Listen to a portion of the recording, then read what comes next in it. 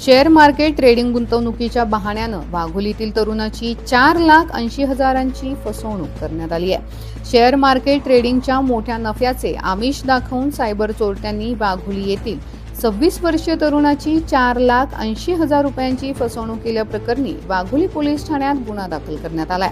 याबाबत मिळालेल्या माहितीनुसार केसनंद रोड परिसरात राहणाऱ्या 26 वर्षीय तरुणाला अनोळखी व्हॉट्सअप ग्रुपमध्ये परस्पर ॲड करून शेअर मार्केट गुंतवणुकीत अनेकांनी नफा होत असल्याचं दाखवलं।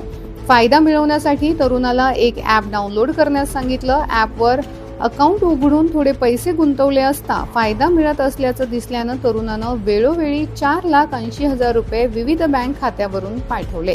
त्यावर 1,22,00,000चा फायदा झाल्याचं दिसत असल्यानं पैसे काढण्यासाठी प्रयत्न केला असता ते निघाले नाही। यानंतर संबंधित व्यक्तीशी संपर्क साधला असता 69 लाख रुपये फी भरण्यास सांगण्यात आली।